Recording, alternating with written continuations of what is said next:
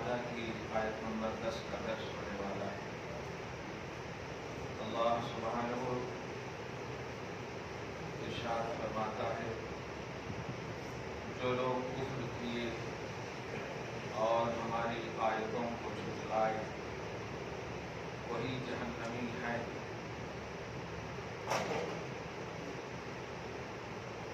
आयत करीमा में जहन्नमी होने का केस बताया जा रहा है। अल्लाह के साथ कुफ्र करना और अल्लाह के कलाम के साथ किस्म करना, अल्लाह के कलाम को झुठलाना, ये दुखूल जहन्नम का सबब है।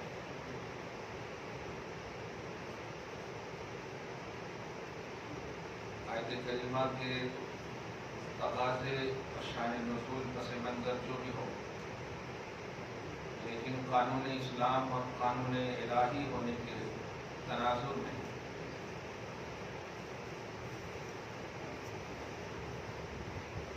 हज़रत सय्यदना इमाम आली मुक़ाम रज़ियल्लाहु तआला अन्हु अगर गौर करें तो आयत नंबर 9 के मिस्दाक है जो इससे पहले की आयत है, और यज़ीद वलीद आयत नंबर 10 का मिस्दाक है।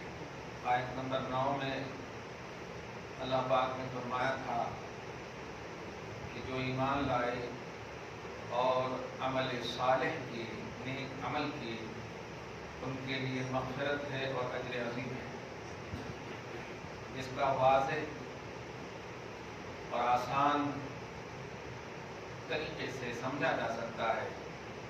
बेशक इमाम हुसैन ईमान कामिल पर भी फाइज हैं और अमल सालेह पर भी फाइज हैं, तो उनके लिए यकीनन मग़फ़िरत है और अजर अज़ीम है। उसके बाद जस्ट है कि जो लोग कुफ्र किए और हमारी आयतों को झुठलाए। कतई नज़र इससे कि यज़ीद का कुफ्र साबित है या नहीं, एक इमाम के नज़दीक साबित है, बेशक हज़रत इमाम अहमद इब्न हंबल के नज़दीक, लेकिन अल्लाह के कलाम को झुठलाना ये तो यकीनन साबित है। यज़ीद से अल्लाह के कलाम को झुठलाना ये बिल्कुल साबित है। अल्लाह का कलाम कहता है हलाल को हलाल जानो, हराम को हराम जानो। अल्लाह का कलाम कहता है शराब के करीब भी ना जाओ, ज़िना के करीब भी ना जाओ। और ये सब न ये कि सिर्फ इसने किया है, बल्कि इसको रिवाज देना भी चाहा। हज़रत इमाम आली मुक़ाम के मुकाबले में आने का साफ मतलब ये हुआ कि ईमान कामिल और अमल सालेह के खिलाफ आप आ जा रहे हैं। मैंने गुज़श्ता दर्स में एक जुमला कहा था, इमाम आली मुक़ाम ने अपनी आँख से जब देखा कि क्या पी रहा है, पूछा तो कहा कि मुल्क शाम का ये मशरूब है, ख़ास मशरूब है, तुम भी पियोगे क्या? जबकि उनकी बदबू से वो पूछे थे कैसी बदबू है। मदीनतुन नबी जो खुशबू का शहर है, जहाँ की खाक भी शिफा वाली है, वहाँ इसी तरह आप तारीख़ का थोड़ा सा भी मुताला किए होंगे तो तकरीबन 3 दिन तक कमोबेश मदीने की औरतें, जिनमें भाई बहन का भी रिश्ता था, माओ का भी रिश्ता था, बेटियों का भी रिश्ता था, हर एक की इज्जत को तार-तार करवाया। तारीख देखें आप, और कहा 3 दिन तक तुम्हारे लिए हर औरत जायज़ है। आप समझें कि मुहर्रमात को मुहल्ललात से बदलना, यानी हलाल को हराम करना, हराम को हलाल करना, ये कलाम रब्बानी का किस्म नहीं तो क्या है? खुदा के कलाम को झुठलाना नहीं तो क्या है? और उसी को अल्लाह पाक कह रहा है कि जो मेरे आयतों को, मेरे कलाम को झुठलाएंगे वही जहन्नमी है। अल्लाह पाक आपको, हम सबको हमेशा हुसैनी बनाए रखे। याद रखिएगा, वाक़यात करबला इमाम हुसैन की अजमत का नाम नहीं है। बड़ा अहम जुमला बोल रहा हूँ। लोग इस वाक़ये से इमाम हुसैन की अजमत की इंतहा समझते हैं, ऐसा नहीं। کیونکہ یہ واقعہ تقریباً 60-61 ہجری میں پیش آیا. 60-61 ہجری میں، یعنی حضور صلی اللہ علیہ وسلم کے 50 سال بعد مبشر. اور امام حسین کی عظمت کے لیے حضور کے زمانے ہی میں قرآن نازل ہوتا تھا. تو عظمتوں کا اعلان تو 50 سال پہلے ہی اللہ پاک نے قرآن میں کر دیا. اب کربلا سے اگر حسین کو سمجھیں گے تو پھر یہ 50 سال کی جو رننگ آف لائف ہے، جو حضور صلی اللہ علیہ وسلم نے اپنی پریکٹیکلی زندگی میں جو ان کو عظمت عطا کی، اللہ پاک نے جو قرآنی آیتوں کے ذریعے سے حضور کا بیٹا قرار دیا، ان کے تمام معمولات کو اور تمام معاملات کو قرآن میں جگہ دی. یہ سب عظمتیں کافی نہیں ہیں، نہیں.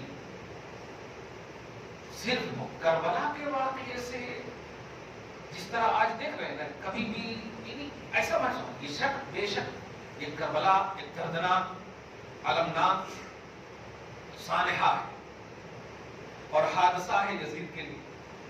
سانحہ ہے امام حسین کی طرف سے اسیران کربلا، شہیدان کربلا کے لیے، اور حادثہ ہے یزید کے لیے. حادثہ میں ثواب نہیں ملتا، سانحہ میں ثواب کا پہلو ہے. اس لیے اس بات کو ہمیشہ دھیان میں رکھیے گا کہ صرف کربلا کے واقعے سے حسین کو اگر آپ سمجھیں گے کہ یہ حق پر ہے، ایسا نہیں ہے.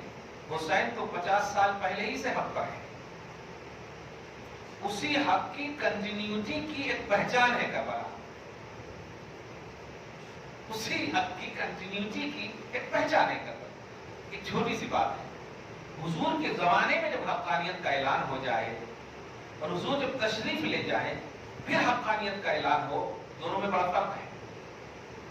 زمانے رسول میں اگر اعلان ہو جائے تو یہ آتھینٹک ہے، یہ آتھینٹک. اسی لیے صحابہ کرام کے حوالے سے ہم سب خاموش کیوں رہتے ہیں؟ کیونکہ ان کی عظمت کا اعلان زمانے رسول میں ہو چکا ہے. ان کی عظمت کا اعلان زمانے رسول میں ہو چکا. حالانکہ بہت سارے ایسے صحابہ ہیں جن کے کارنامے کو اگر دیکھیں تو عجیب سا الجھن. صحیح ہے، بشمول حضرت ابو سفیان کو دیکھیا، حضرت ہندا کو دیکھیا، حضرت وحشی کو دیکھیا.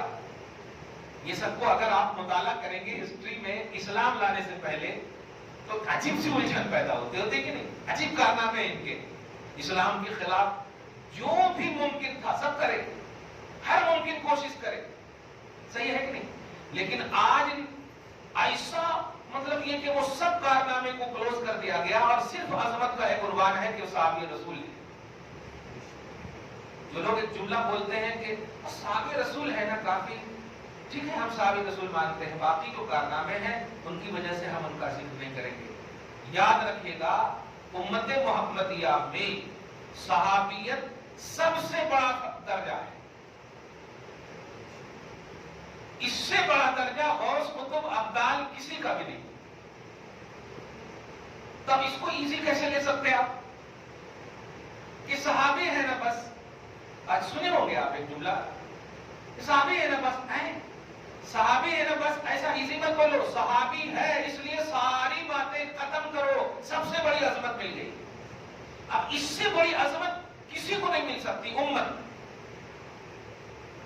کسی کو نہیں مل سکتی. غوث کو بن سکتے، قطب بن سکتے، گویا کہ ولیوں کی جتنی بھی کوالٹی ہے سب مل سکتا ہے، سب حاصل ہو سکتا ہے، لیکن کوئی صحابی نہیں بن سکتا. تو یہ کتنا اوتھر ہوا، یہ کتنی اوتھینٹک بات ہوئی. اب اسی آئینے میں حضرت امام علی مقام کے کربلا کے واقعے کو دیکھیں. حضور ظاہری طور پر تشریف فرما ہے؟ نہیں ہے، نہیں ہے. حضور کے زمانے میں جو عظمت مل جائے اور حضور کے بعد والی عظمت کو کمپیئر کیجئے تو آپ کو ماننا پڑے گا کہ جو زمانے والی عظمت ہے وہ یقیناً بھاری ہے، یقیناً بھاری ہے. امام علی مقام کو شرف صحابیت بھی حاصل ہے. اب یہ شرف اتنا بڑا شرف ہے کہ کربلا کا واقعہ خود بھیک مانگ رہا ہے ان سے. کربلا کی عظمتیں خود بھیک مانگ رہی ہے ان سے. اس لیے میں بار بار کہتا ہوں، کربلا سے امام حسین نہیں ہے بلکہ امام حسین سے کربلا کی شان ہے. سمجھ رہے ہیں آپ یہ جملہ؟ اگر امام حسین کربلا نہیں جانتے تو آج کوئی بھی نہیں جانتا کربلا کو. امام حسین کربلا نہیں جاتے تو کوئی بھی نہیں جانتا. قرآن پاک کی عظمتوں کو، قرآن پاک کے فرامین کو، قرآن پاک کے احکام کو، حلال و حرام کے درمیان جو فرق تھا اس کو آشکارا اور واضح کرنے کے لیے امام حسین تشریف لے گئے. افسوس ہے کہ امام علی مقام کے ساتھ آپ یزید کو جوڑتے ہیں. یزید جب کہ جنگ میں شریک ہی نہیں تھا، وہ تو دمشق میں ملک شام میں بیٹھ کر کے نقشہ بس خالی دیکھ رہا. صحیح نہیں، تاریخ تو یہ بتاتی، مگر حکم اسی کا تھا، سبب وہی تھا، وجہ وہی تھا. اس لیے آپ لاتے ہیں، ورنہ امام حسین کے مقابلے میں کوئی نہیں آیا ہے. سچ ہی کوئی نہیں آیا. کیوں؟ ان کے مقابلے میں کوئی آ ہی نہیں سکتا. اس لیے سب کو معلوم ہے. آپ ذرا سوچیں کہ آپ 1400 برس کے بعد ہو نا، کتنے اچھے سے آپ جانتے ہیں امام حسین کو. جانتے ہیں کہ نہیں؟ جو حضور کے زمانے یعنی حسین کے زمانے والے حسین کو کیسے نہیں جانتے ہوں گے؟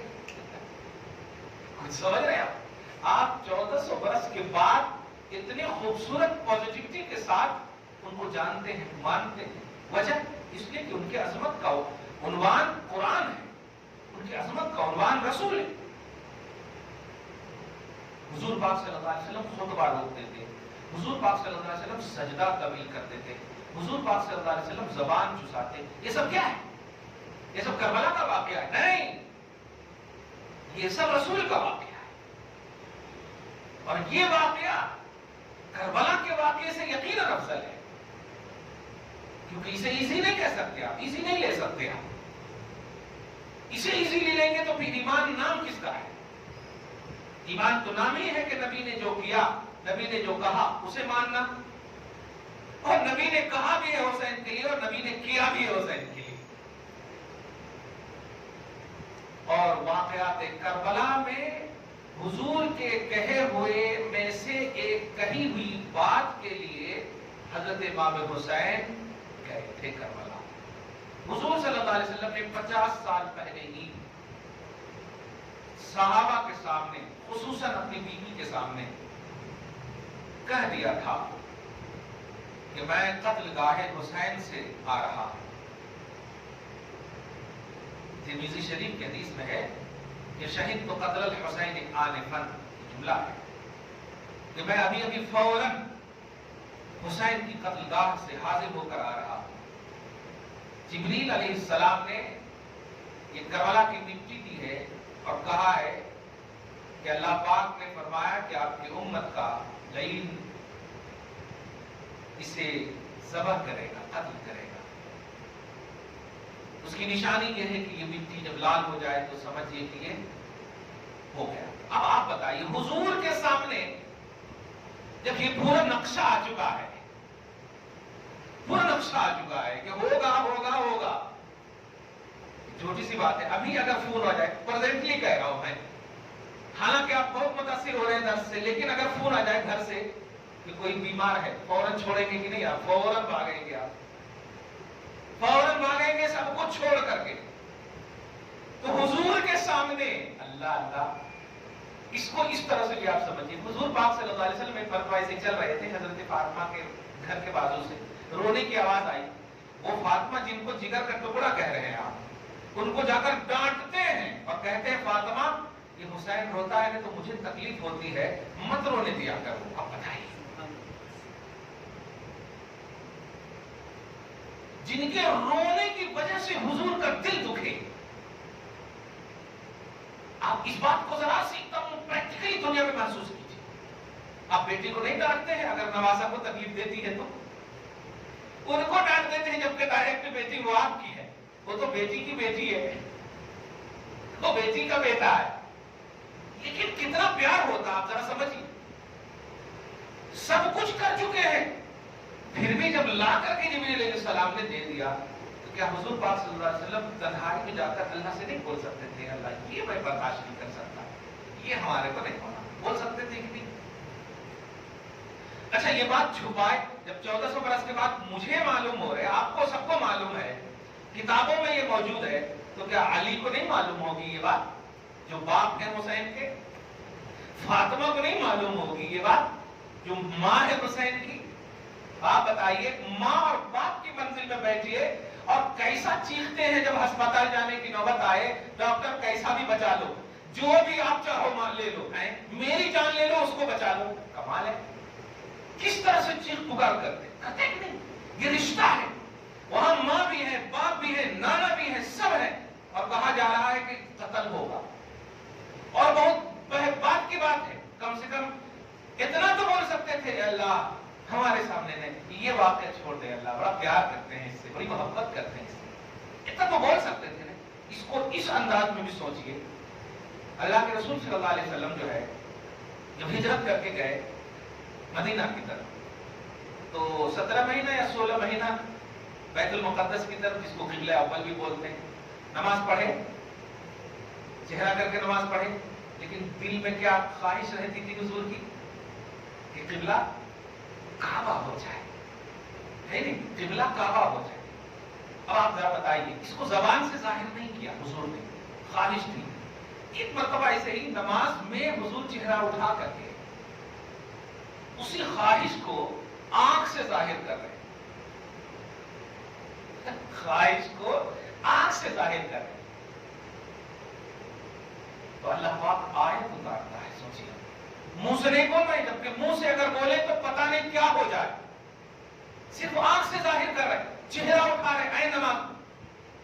اللہ فرماتا قد نرا تقلب وجهك في السماء، پارہ نمبر 2 میں دیکھیں گے، فرسٹ کہیں پیج میں، قد نرا تقلب وجهك في السماء، حبیب آپ جو آسمان کی طرف چہرہ اٹھا رہے ہو نا، ہم یہ دیکھ رہے ہیں۔ یہ اللہ فرما رہا ہے،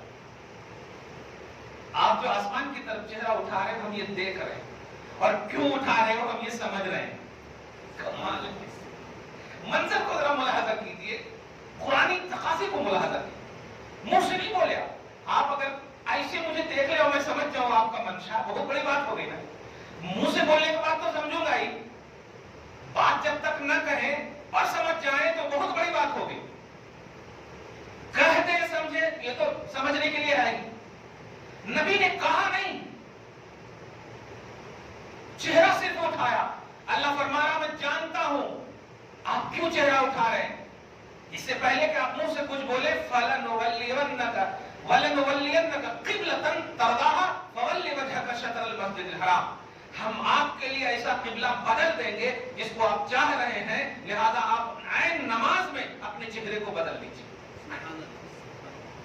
اب آپ پڑھے ہوں گے الحمدللہ، حج کیے ہوں گے تو مسجد قبلتین، مسجد قبلتین میں گئے ہوں گے آپ، ابھی جہاں پر مصلی بچتا ہے نا، اگر آپ کراس ہو جائیں گے نا، جیسے یہاں مصلی بچتا ہے نا، اس طرح سے اگر دیکھیں گے تو جہاں پر سے داخل ہوتے ہیں نا، اس کے اوپر آج بھی وہ مصلی رکھا ہوا ہے پورا، دروازے پر وہ مصلی جہاں پر قبلہ بدلا تھا، آج آگے کر دیا گیا ہے مصلی۔ سمجھ رہے ہیں؟ میں آپ بتانے جا رہا ہوں کہ جس حضور کی وجہ سے، بے بولے نبی کی وجہ سے اللہ تعالیٰ قبلہ کا نقشہ بدل دے، نبی صلی اللہ علیہ وسلم کے دل کی جو کیفیت تھی حسین کے لیے، کیا کربلا کا نقشہ اللہ نہیں بدل سکتا تھا؟ ایک مرتبہ صرف نہیں، یہاں تو صرف ایک بار نماز میں چہرہ اٹھائے اور نقشہ بدل دیا اللہ پاک نے۔ حسین کے لیے تو بار بار اللہ کے رسول صلی اللہ علیہ وسلم نے محبت کا اظہار فرمایا، اٹریکشن کا اظہار فرمایا، پھر بھی نقشہ نہیں بدلا۔ اب منشا سمجھ گیا؟ اسی لیے میں کہتا ہوں کربلا کا جو واقعہ ہے یہ اللہ کی مرضی ہے اور رسول پاک کی مرضی کا نام ہے، اللہ پاک کی مرضی ہے۔ آپ ذرا اس کو آسانی سے سمجھیے، خدا نہ خواستہ گھر میں اگر لاش پڑی ہوئی ہو، مؤذن حی علی الصلاۃ کہے، آپ آئیں گے کہ نہیں؟ اب یہ کہتے ہوئے نماز نہیں چھوڑ سکتے کہ نہیں آج غم کا دن ہے، سوگ کا دن ہے، نہیں، نماز اللہ کی مرضی ہے، آپ کو اللہ کی مرضی کے لیے آنا پڑے۔ تو اللہ کی جب مرضی ہوتی ہے تو اس میں اپنا سینس اور اپنی تھنکنگ نہیں لگائی جاتی ہے۔ حضور پاک صلی اللہ علیہ وسلم جانتے تھے کہ واقعات کربلا یہ اللہ کی مرضی ہے، رسول پاک جانتے ہیں کہ واقعات کربلا اللہ کی مرضی ہے، اس مرضی کی تکمیل کے لیے امام حسین کربلا جا رہے ہیں۔ یہ ہے ایک چھوٹی سی امام حسین کی عظمتوں کی ایک چھوٹی سی عظمت کا نام ہے واقعات کربلا. بس پورا آل ان آل آپ عظمت کو دیکھیں گے نہیں. 50 سال سے عظمت کی رننگ حضور امام علی مقام گزار رہے ہیں. ایک بھی کوئی ایسا گوشہ حیات حسین نہیں ہے جہاں کے قرآن پاک اور حدیث پاک یا فرمان رسول یا فرمان خدا کے خلاف آپ کا قدم اٹھا.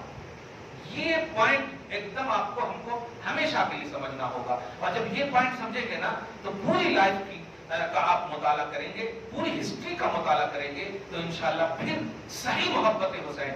سوچیں آپ, صرف کربلا کے واقعہ سے اتنی محبت ہے آپ کو, کربلا صرف ایک کربلا کے واقعے سے اتنی محبت ہے آپ کو.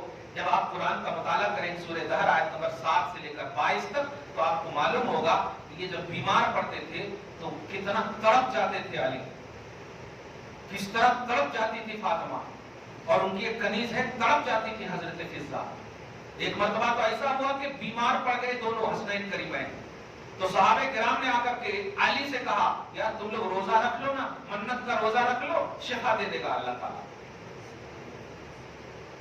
منت مان لو نا کہ اللہ حسنین کریمین کو اگر شفا دے دیے تو ہم 3 روزے رکھیں گے. مان لیے وہ کہنے پر. اب آپ بتائیے, جو باپ جو ماں اتنا اہتمام کریں حسنین کریمین کے لیے, اور اس اہتمام کے لیے تائید اللہ کی جانب سے اتری. قرآن پاک کہتا ہے یوفون بالنذر ویخافون, یوفون بالنذر, نظری کا لفظ ہے کہ علی فاطمہ و فضہ جو ہے یہ نظر پوری کرتے ہیں. میں کہتا ہوں اللہ فرما غیر واجب عبادت کو اپنے اوپر واجب کر لے حسنین کے لیے. غیر واجب عبادت واجب نہیں ہے کہ کوئی بیمار پڑ جائے تو آپ 3 روزہ رکھیں, یہ واجب نہیں ہے. غیر واجب عبادت کو انکنڈیشنلی حکم ہے, مگر انکنڈیشنلی کو کنڈیشنلی بنا لے جن کے لیے اس ذات کا نام حسین ہے اور اس کی تائید میں قرآن اترے, ناحق کیسے ہو سکتے ہیں. اس لیے جملہ نیا کہا ہم نے, حسین سراپا حق ہے اور حسین حق پر. سراپا بھی حق ہے حسین کا اور حسین حق پر بھی ہے. مطلب حسین کی ذات کو اور حسین کی بات کو اگر مانیں گے تو یقیناً حق پر ہی رہیں گے. آئیڈیالوجی, اسوہ حسنہ, یہ نمونہ یقیناً پوری لائف کا جب مطالعہ کریں گے تب. میں بس صرف یہی کہنے جا رہا ہوں, حسین کی پوری لائف کا مطالعہ کیجیے, صرف واقعات کربلا سے نہیں. واقعات کربلا کی تکمیل قول مصطفیٰ حضور صلی اللہ علیہ وسلم کے قول کی تکمیل کے لیے جا رہے ہیں, اتمام حجت کے لیے جا رہے ہیں. اور آخری بات کہہ رہا ہوں کہ جو سیکھ ملی ہے جنگ کربلا سے, اس آیت میں کہہ رہا ہوں کہ آیتوں کو جھٹلانے والے جہنمی ہیں. جو سیکھ ملی ہے آیت کربلا سے وہ یہ ہے کہ باطل سے ہاتھ نہ ملانا. آج تک تاریخ گواہ ہے کہ امام حسین کا ہاتھ ملا ہی نہیں. یہ فانی دنیا, یہ مردار دنیا ہے, اللہ پاک نے فرشتوں کے ذریعے سے ان کے ہاتھ کو اٹھا لیا. باطل سے ہاتھ کبھی نہیں ملا سکتے آپ, باطل کے سامنے آپ کبھی نہیں جھک سکتے, آپ باطل سے آپ کمپرمائز نہیں کر سکتے. یہی فکر ہے حسین, یہ سیکھ ہے حسین. آپ پھر اس کے بعد سبیلا ہے, نیاز ہے, جو کچھ بھی آپ کر رہے ہیں تب آپ کارگر ہیں, ورنہ کچھ فائدہ نہیں. جو مطلب جو حوض کوثر کے مالک کے لبے پاک کو پی کر کے, زبان پاک کو پی کر کے اپنی زندگی کو گزارا ہو, وہ تمہارے سبیل کے محتاج ہیں, منتظر ہیں نہیں. اگر ان سے ریلیٹڈ چیز آپ کرتے ہیں تو ان کی جو صحیح فکر ہے وہ باطل کے سامنے چہرے کو, ہاتھ کو, خود کو نہ جھکانا. یہ چیز اگر آپ نے لا لیا, کچھ نہیں کریں گے, سب کچھ کا آپ کو ثواب ملے. اور یہ جو کچھ کر رہے ہیں اور باطل سے بھی ہاتھ ملا رہے ہیں, رشوت بھی کھا رہے ہیں, چغلخوری بھی کر رہے ہیں, برائیاں بھی کر رہے ہیں, دیگر تمام جو افعال قبیحہ وہ بھی کر رہے ہیں, تو کبھی بھی حسینی فکر والے نہیں ہو سکتے. حسینی فکر یہ ہے نہ زنا ہو, نہ بدکاری ہو, نہ شراب ہو, نہ برائیاں ہو, نہ ظلم ہو, نہ جبر ہو, رواداری ہو, محبت ہو, اخوت ہو, بھائی چارگی ہو، حق ہو، حق کے ساتھ ہو، حق پر ہو، حق راہ ہو، یہ ہے حسین کی فکر. تب جا کر کے آپ سچے ہیں. رب فرماتا ہے والذین کفروا وکذبوا بآیاتنا اولئک اصحاب الجحیم، جو لوگ کفر کیے اور ہماری آیتوں کو جھٹلائے وہی جہنمی ہے. ایک آیت جو بڑی اہم آیت ہے، یا ایھا الذین آمنوا اذکروا نعمت اللہ علیکم اذ ہم قوم ان یبسطوا الیکم. اس کو رہنے دیجیے، آئندہ درس میں کرتا ہوں. دعا کرتا ہوں اللہ تعالیٰ آج کی اس خصوصی درس کو بی بی باپ صاحب اولاد کے وسیلے سے قبول فرمائے، اپنی شان کریمی کے مطابق اجر عطا فرمائے، دربار میں اولاد میں برکتیں عطا فرمائے، فصلوں کی بخشش فرمائے، نسلوں کی حفاظت فرمائے. یا اللہ ہم سب کو حق راہ پر چلنے کی توفیق نصیب فرما، باطل کے سامنے ہمیشہ سینہ سپر رہنے کی توفیق نصیب فرما. یا اللہ سرکوبی کی توفیق نصیب فرما. یا اللہ ہم سب کو، ہم سب کی آل اولاد کو، ہم سب کے نسلوں کو بخش دے، ہم سب کی نسلوں کی حفاظت فرما. صلی اللہ تعالی علی خیر خلق محمد و آلہ و اصحابہ اجمعین برحمتک یا